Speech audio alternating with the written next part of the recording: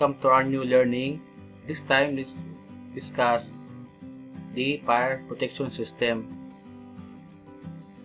or known as fire protection plan. So, paano magbasa sa ganitong type ng mga plano. But before that, let's understand what is the fire protection system. So, we have here the fire sprinkler system. So, it is an active fire protection method that uses network of pipes, sprinkler heads, to automatically release water to control or extinguish fires triggered by heat or smoke detection. So, itong fire sprinkler system, it is used to extinguish fires, yung mga sunog. So, yun yung main purpose niya. So, I have here the schematic para ma-overview yung ganitong system. So, before we read the fire protection layout, you can see this is the schematic diagram or perspective. So, ito yung complete set ng fire protection system. So, ito yung typical sample ng automatic fire sprinkler system. So, you can see meron siyang fire pump, this one. And then, meron siyang water tank, ito. This is the water tank.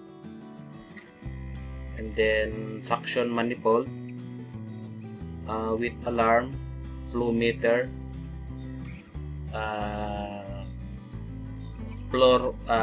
zone control valve. Actually, the design of this is for two-story. So this is the branches, actually crossmin ng branches. Okay, so this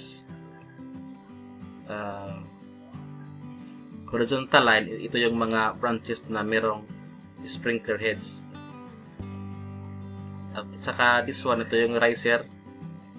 And then the same with the concept of the lower level.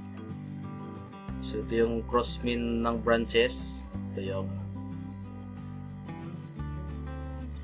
yung branches na merong sprinkler heads. So paano ba ito mag-operate, sir? Actually, if this case, if merong fire within this area, ito mag-trigger na fire here. Ito. So once ma-meet niya yung temperature ng sprinkler at in degrees Celsius, so ma-melt yung chemical inside. Actually, that's mercury related. Mercury. So pag na-meet niya yung heat in degrees Celsius, so mag-explode yung chemical ito. Mag-explode yung chemical dito. And then the water will spray ito. Lalabas ito yung tubig. So this one, so mag-spray ng water. So from that, yung fire hindi na siya mag-spread. So from that particular area, makontrol niya kaagad yung fire. Okay, so that's the purpose of the sprinkler system. So, ang tanong is, sir, how to read the fire protection plan? Okay, so let's proceed with that. So, this is the sample of the fire protection layout. Actually, before you read the plan, bago ka mag-read ng plano, so be sure that you read the general notes. So, dito naka-indicate yung paano yung standard saka yung specifications. Okay, ito, installation of the whole sprinkler system shall be in accordance with NFPA 13 and other local governing codes and standards. Actually, minimal na lang to, but sige, let's parang pahapyaw lang to. And then all bulbs called in the plan shall be UL listed and FEMA approved. All normally open valves shall be supervised through FDAS monitoring to the FECP. Okay, pag hindi ba tayo magbasa, so pwede mong basahin to. Hose valve, 65 mm diameter, shall be adjustable pressure. Where pressure shall not exceed 100 psi to its outlet.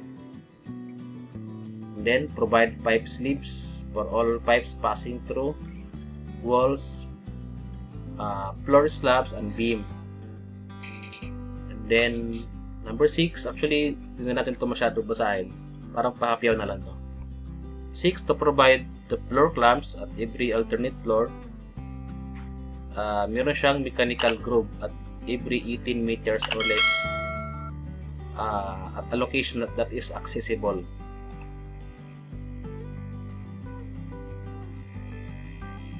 And then next is the power supply to the fire and jockey pump shall be exclusive for fire service and backup by emergency generator or by others. Sabi niyan, dapat yung fire pump at saka jockey pump exclusive lang sa kanila. So di pa pwedeng sabayan, or else something may magka-problema tayo dyan. And then backup by the generator sets. And then the contractor of the supply, the incoming cable, so sila yung contractor ng electrical portion, so sa kanila na yung scope of works. And then all wirings from jockey pump shall be fire protection contractor and shall be rigid and liquid type flexible conduit. So dapat yung gagawa ng fire protection plan is dun sa site, so dapat accredited fire protection contractor. Okay, so that's all for general notes. Actually pahapyaw lang to. And then let's proceed with the abbreviations. Actually yung abbreviations importante din to, kasi minsan sa drawing abbreviation lang. So if you see DSP, dry standpipe, EFSR, automatic fire sprinkler riser, GB, gate valve, CB, check valve, FCB, that is floor control valve, WFS, water flow switch, DB, drain valve. Actually itong abbreviation dun sa plan, yung nilalagay minsan ng designer is abbreviation lang to minimize yung text na nag-overlap. OSYZ, so outside anyok, gate valve. FHB, fire hose valve. Actually marami to, so if meron kayong oras you can read. Let's jump ITC, inspector test connection. Okay, so meron dito nakasulat, basahin nyo na lang. After abbreviation, you can proceed with the legend. Itong legend is importante din to. Okay, so if you see this one, the plan, this is the sprinkler heads na naka-upright. If you read this one, circle with hatch, resist pendant type sprinkler. If you see this one, the triangle, that is for sidewall sprinkler head. This one is the check valve, fire hose cabinet, 10 pounds Halotron portable fire extinguisher, inspector test connection, ito rin yun, inspector test connection, pressure relief valve, and then actually marami pa. You have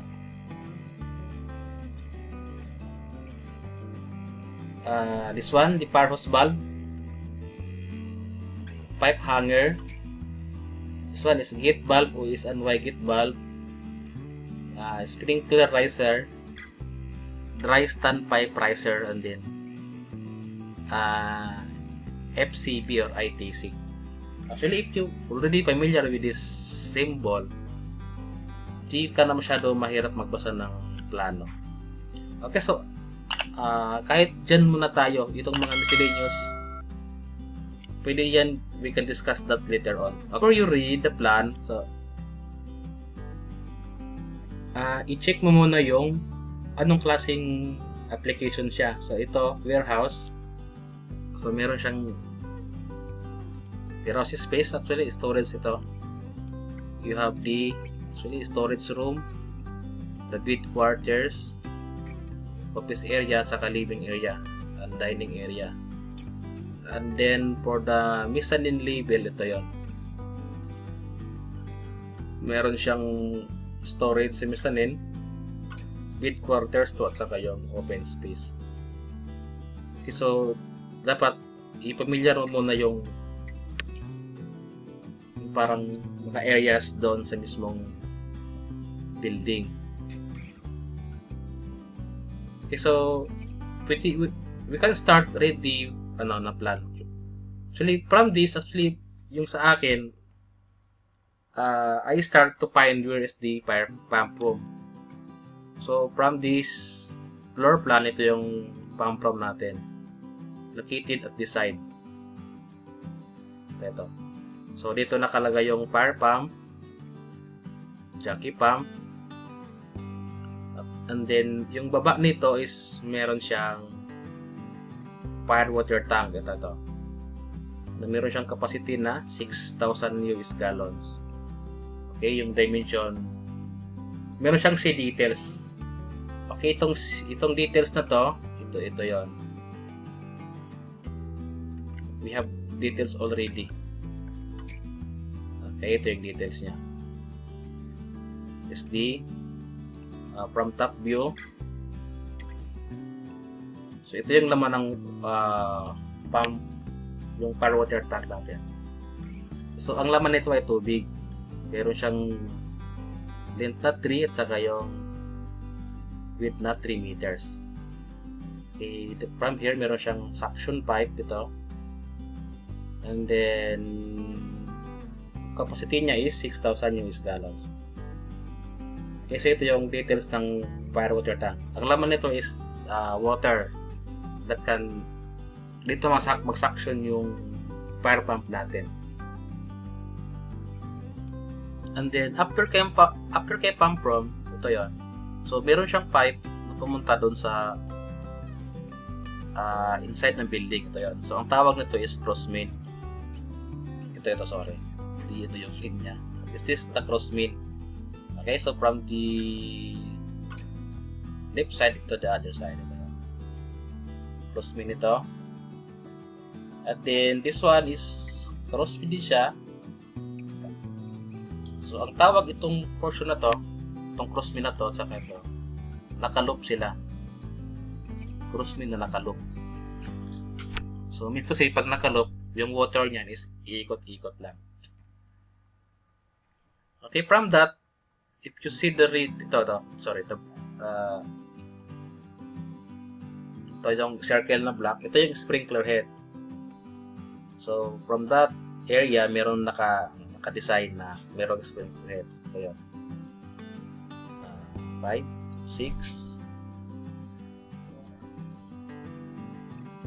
And then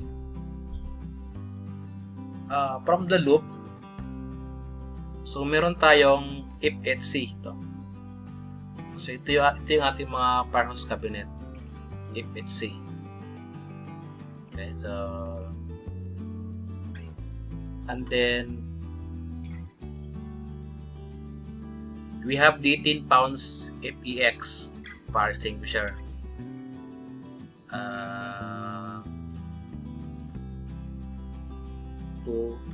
Okay, so yan. So meron tayong dalawang fire extinguisher for the ground floor. And then if you observe, meron tayong doon sa portion ng pump probe ito. So meron tayong grid light, parang naka-hidden light. So ito yung pumunta nung actually ano siya, FDC or Fire Department connection. So dito magtatap yung mga fireman, yung bumbero. Okay, so and you can observe meron tayong portion at ito that is for the riser naman ito na pumunta ng mezzanine level. If i-zoom in natin, so from that nag-tap siya sa nakaloop na crossmin natin. So ito yung paakyat pumunta nung mezzanine. So if we look on the plan, okay, i-zoom ulit natin. Okay. So ito yung ating mezzanine level. Okay, so if you see the screen, okay, so dito siya nag-riser itong portion na to. So from that, dyan siya galing sa baba, dyan siya nag-riser din akyat. So ito na yung panibagong crossmin ng mezzanine level. Ito na yung branches. So, branches. And from that branches, you have respective sprinkler heads. 1, 2, 3, 4, 5, 6, 7, 8. Okay, so ganun yung parang layout. And then after that, you can observe meron tayo ulit FHC. So this is for fire hose cabinet. Aside from that, meron tayong 10 pounds na fire extinguisher. Okay, so yun yung sir, what if pagka-fire dito sa sa mid quarters number 2. So whatever fire emit from this portion, so meron kang dalawang sprinkler heads na naka-assign. So it's either sa kanilang dalawa kung saan yung magti-trigger yung fire. If we say dito mag-start, so itong portion lang na to ang magti-trigger. So diyan siya mag-i-spring. At saka what if nagti-trigger ulit dito, pamalat sa portion na to. So dalawa sila sabay. So once ma-trigger niyo yung fire or ma-sense and then ma-meet yung heat na generate ng fire, so automatic mag-i-spray siya. Magsisense yung fire pump ito. Okay, so ganun magbasa ng fire protection plan. At saka, if you observe, meron tayong mga numbers na naka-indicate. Okay, so na-observe nyo to, merong 65 diameter. This one. So ito yung size ng crossmin natin, 65. Naka-express in metric. So pwede mo na siya i-convert sa inches. 65 mm diameter. Actually, ang concept nito is habang lumalayo, so nagdi-decrease yung size ng pipe. Okay, at saka if we look in the sprinkler portion, meron kang 25 mm. This one. So ito yung actually yung minimum size ng sprinkler is 25 mm diameter. So ang kaya niya is until 2 sprinkler heads. So we have a content for that, ilang heads ang kaya sa mga ilang heads ang kaya ng mga pipe. 25 mm, 32, 40. Okay, so from for this one, ano lang muna, parang level lang. So we have a separate content for that. Okay, so ito 5 mm. And then if you observe, meron tayong RN32 diameter. So itong 32 is RN is for riser nipple. So dyan magtatap, mag-aakyat ito portion na to. Riser nipple, aakyat before to supply these 3 heads. So, ang tawag sa kanila is riser nipple. RN32, RN40, so riser nipple, 40 mm diameter. the same with the mezzanine label, meron din tayong naka-assign na mga pipe sizing. Okay, so ito, that is 25 mm, 25 mm, 25. Riser nipple is 32 diameter. Okay, 25 mm. Okay, so actually, hindi ka pwede basta-basta maglagay ng size diameter dyan. So, may design dapat na proper. Like for this one. So, ito na yung mga miscellaneous details. So, you have firehouse cabinet, description, quantity. So, meron daw siyang 5 pirasong firehouse cabinet. Location, as shown. So, i-check mo na lang sa plano pag babasa mo itong as shown. And then, schedule of equipment. So, yung fire pump daw natin is meron siyang 293 GPM, 230 volts 3-piece na 10 HP ito. 10 HP fire pump. Yung jockey pump is naka 3 HP. Then, vertical jockey pump 130 volts 3-piece. Quantity, tagi-isa. So, yung remarks that depends on the designer. Paanong brand or approved equal. Fire extinguisher, meron daw tayong 4 na piraso. So, na 10 pounds. We have pendant type. Key factor na 5.6. So, yung quantity is 17. And then, be sure na familiar ka itong natin vicinity map para to determine yung place saan pwedeng saan to na-install located. And then we have here the details for the pendant type sprinkler heads. Ito. So ito yung parang miscellaneous details ng sprinkler heads natin. Detail of Siamese twin, dito magtatap yung bombero, fire engine, yan siya magtap. Install outside. Details of sway breeze, so yung crossmain natin, paano siya i-install. So from these details, meron ka ng idea. Firehouse cabinet, ito yung detalye natin. And then, if meron kang pendant, meron ka ring upright, sprinkler heads. Ito. And then, we have also the details of 10 pounds fire extinguisher. So, naka-wall mount siya. Pwede mo rin siyang ilagyan ng wood block or pwede mo rin siyang i-wall mount. And then also, we have the EFS riser diagram.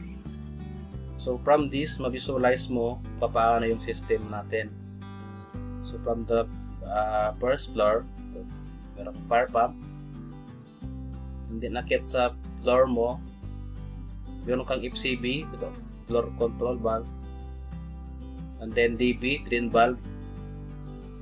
And then, from this, ito yung pumunta ng sprinkler head saka sa firehouse cabinet. At then, magtatap ka sa riser here for the mezzanine level. Ito, storm drainage, ito yung mag-drain ka ng tubig sa crossmain mo. May i-repair ka na some burn sprinkler heads. So, pwede ka mag-drain before ka magawa. And then, actually, we have fire water tank. So, ito yung details. Actually, tapos na natin ito kanina. Ito yan. The fire water tank details. So, ito yung storage ng tubig para mag-suction yung fire pump natin. I hope meron kayong na-learn ito sa ating konting presentations. So, do subscribe. Meron pa akong i-upload ulit ng mga upcoming videos. Thank you.